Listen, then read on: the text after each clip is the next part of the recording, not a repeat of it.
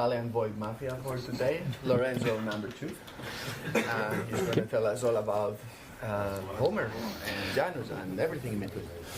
Yes, thank you for the introduction. And a slight change of program. So the original presentation was intended to be about Homer 6, but we just decided after seeing the schedule that it would make sense just to show what it's all about with a real example. So the example is going to be Janus.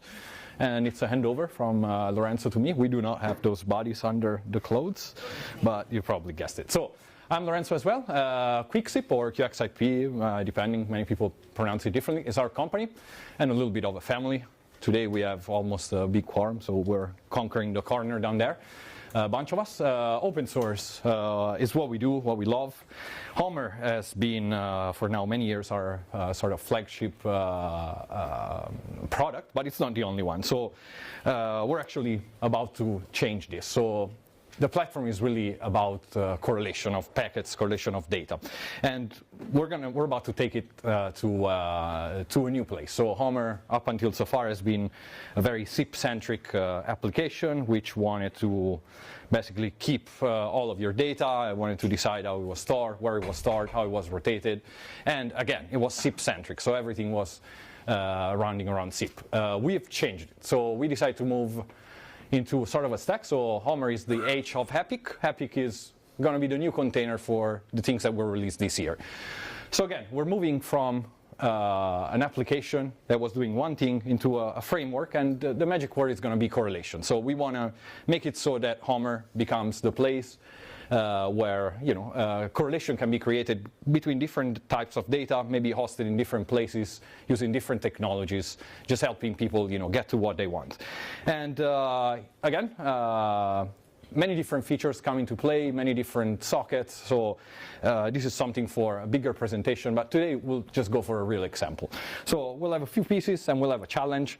The challenge is putting to fruit all of the good things that Lorenzo won, I guess, just blessed us with. So the event emitter in the Janus gateway. So just to jump straight into the challenge, of course, this is in relation to the classic HOMER. So it's custom everything. So we do not have a standardized concept of signaling or even flows of messages. So there's a completely different scenario. We have cascading relations, as Lorenzo just explained. So we have sessions, we have handles, transports, plugins, and each and every one of them emits their own structure with no correlation unless you're using the opaque IDs, of course, which is, I understand, still optional. So many plugins, no correlation, and a bunch of messages that just arrive and we need to make sense of. So the experiment, as we called it, has been exactly, first of all, to create a new transaction type in HOMER to be able to search, serve, and index those messages. So we have a new type which is called WebRTC, without too much creativity there yet. And it's a generic type that can be used for all of the various gateways out there, as long as I speak JSON, to stream events, data, and so on. We came up with an internal correlation logic in a similar way as we did for FreeSwitch to correlate ESL events and turn them into logs into HOMER. So a new type, and we put to fruit, or at least we hope we did, the logic that Lorenzo and the Janus Gateway offer. So internally, we sort of have hash tables that keep the consistency between those. So when we decide that a certain session is related to a certain handle, and this handle is related to a plugin, and this plugin might have triggered, might have had interaction with a transport, we just put it all together. We keep track of it. We also split this data, so for the purpose of showing you what's new in the platform, of course, we couldn't just keep it in HOMER and show you what happens there. So we're going to have a second part where we show you what else you can do with this data and different ways that you can tap into it. So the pieces of the experiment today. So of course, there's Janus with the event socket, shipping to us all the information that we just seen in the previous presentation. There's HOMER. In this case, HOMER it's more than let's say the SIP HOMER. So a concept that we'll introduce over time. But what we do there is basically we receive those messages. Some of them stay within HOMER, so they are leveraging the HEP encapsulation protocol, and they're just native to HOMER. Others are just switched by HOMER, so they're handled, they're inspected, and then they're sent, depending on their type and their content, to external platforms. Today, we're going to use Elasandra, which is a very, very interesting project. The developers are actually sitting in the room. And it's something that we decided to bet on. Actually, here in this recipe, we have two forks. So Elasandra integrates Cassandra and Elasticsearch in ways that I'm not going to try to explain today, but I suggest everybody looking into it if they're into big data and using it in non-standard ways. And Kibi. Kibi is a fork of Kibana by Siren Solutions, which is a company that we also cooperate with. And it's a platform where we moved our efforts in terms of creating reliable plugins that don't really depend on the crazy roadmap of, let's say, a big company today. So let's say the roadmap of Elastic in terms of both the platform and Kibana are hard to keep up with if you want to build an application on top. So this is how we're going to gamble. So we're going to use Elasandra, we're going to use Kibi instead of their originals. With them, we have several advantages. The primary one in Kibi is provided by an app that we have ourselves created. It's called Sentinel, and basically it's a free version of the Watcher for Elasticsearch. So it's an application where you can basically have running queries over time. So as soon as you establish an interesting logic, you can just have it run automatically. And this is what we'll use. Now, in terms of Janus meeting HOMER and HEP. We said the challenge in this case is to convert meaningful data, so data that can be displayed and can be made useful in HOMER, and change its type. So here we have just a small table with the primary one. This is not everything that we did, but it's a good picture.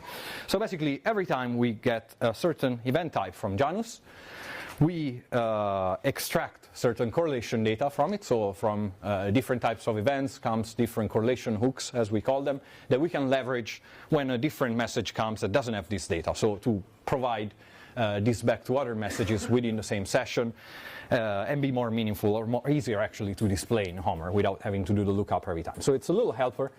As Janus does not speak HEP, we use HEPIPE, which is now migrating to HEPStash, which is a little more complex. It's basically a custom application that opens a socket, as inside several helpers that can be used to extract specific application information or change a field to something else, transformations, lookups, argument the original packet. So we convert them to the HEP type that you see in the column. So type 14 is a new one that we have created. It contains just JSON, but it tells HOMER how to handle that packet. Type 1 is the normal SIP, so when we receive SIP messages from Janus, we just encapsulate them as such. And then we take transport. So specifically for SIP flows, we do not know who's talking to who unless we go and correlate back to the transport that was attached to the plugin and so on and so forth. So we try to just fill back in some correlation data that we were originally lacking. What happens when we do it is the following. So we transform basically Janus events into packets that HOMER can understand and search on. So we're using the new type, and here I'm not going to show too much of that, but it's already available on the repository for the adventurous ones that want to try it out. You can search by different parameters. So right now there is a little bit of a hard association between the method was the call ID versus the session ID. It's a work in progress.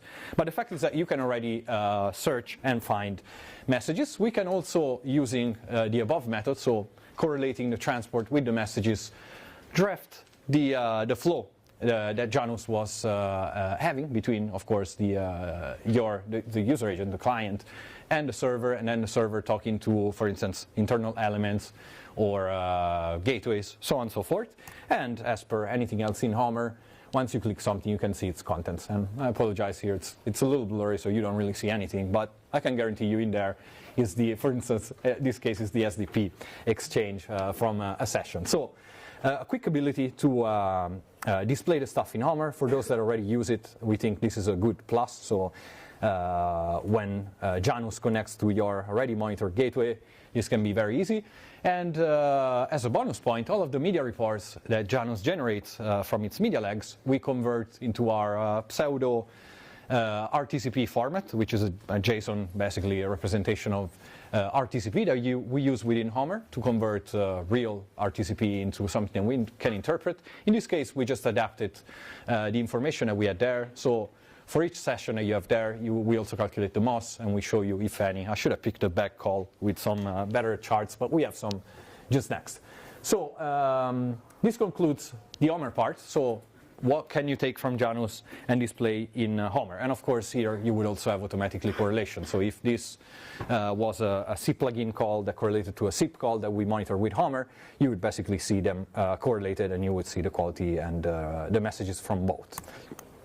Now, getting it a little more elastic. So we said that HOMER and this new HAPIC stack are not just designed to take the data into hostage. So we want to be a generic correlator. We want to be able, for those that already have an infrastructure or a monitoring design, to just leverage this as a plugin. So something that you can use in your flow to categorize, to argument, and to correlate specifically.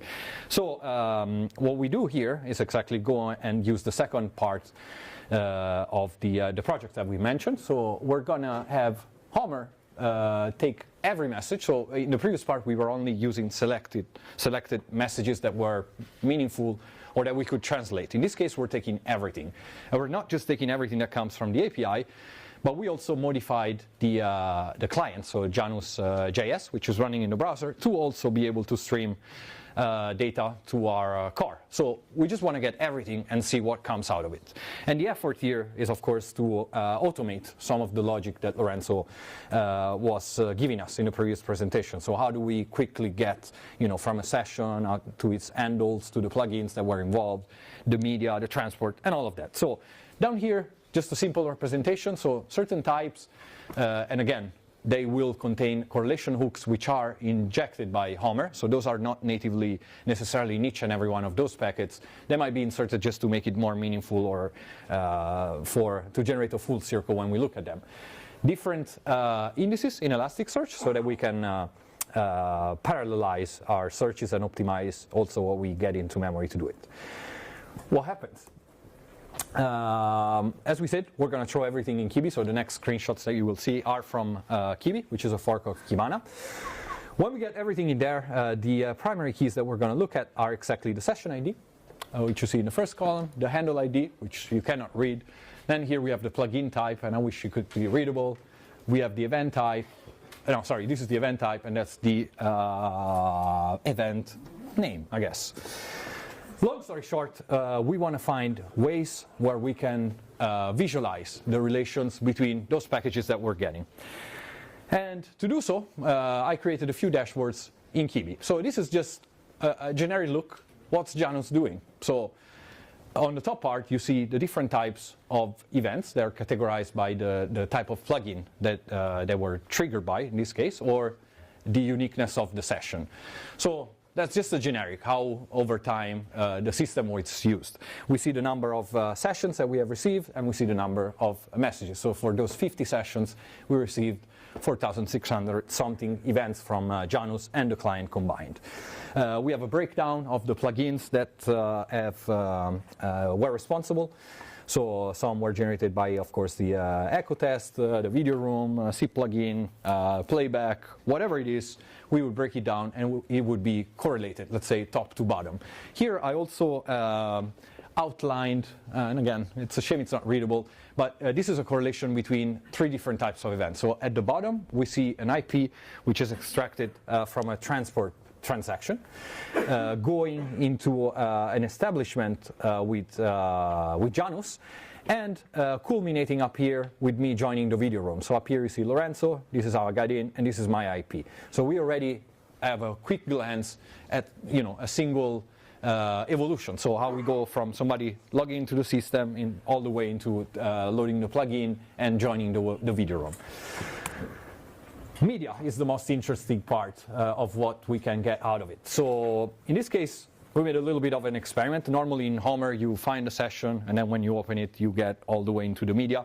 This time, we'll do the opposite. So let's pretend that we're monitoring a Janus gateway this way, and we want to look for specific media conditions. So if the jitter spikes out, if there's a lot of packet loss, if something looks wrong from the media perspective, I want to investigate this session, and I want to find out who's behind this session, so who triggered it.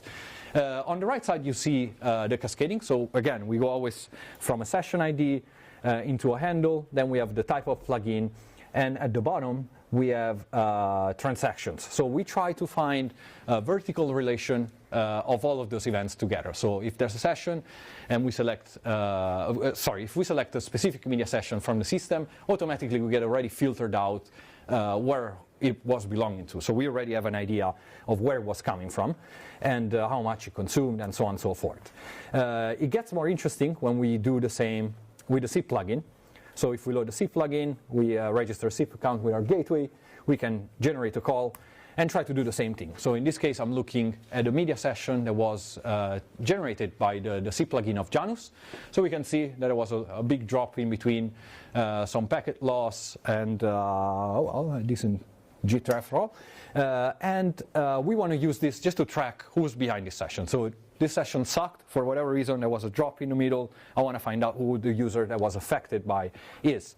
So in this case, I'm going to use the session ID as a pin filter that you see at the top left in green. And I'm going to move to the tab where we are indexing the SIP, actually this is type 64, so it's more than SIP, but it contains all of the SIP messages that Janus would generate. And in this case, we can immediately fetch from, just starting by the media session, we can find the SIP legs which were related to this media being exchanged. So we can see where actually was going and all of the SIP messages. And of course, this would be a hook straight back into HOMER. So the same information would be available there in a classic way, but that's not what we're after. And of course, we could jump out and also with the same method, so pinning determinate elements, so the session ID, the handle ID, or specific plugin across the various indices that we're having, we can basically filter out automatically who they belong to. So in this case, once again, jumping into the session and seeing the transport IP that was behind all of those transmissions that we've seen. And yeah, this is pretty much it. So time's up. We didn't have a bunch of time, to show you everything. So in the next episodes, we'll talk about OpenSIPs, capturing everything. We're talking about HOMER 6 displaying everything, SS7 ISAP integration in HOMER, and so much more. If you're interested, those are the links. Those are the thanks. You need another quarter. Yes. Well, let's see who the next presenter is and if they take it. Thank you very much. Yeah. Thank you.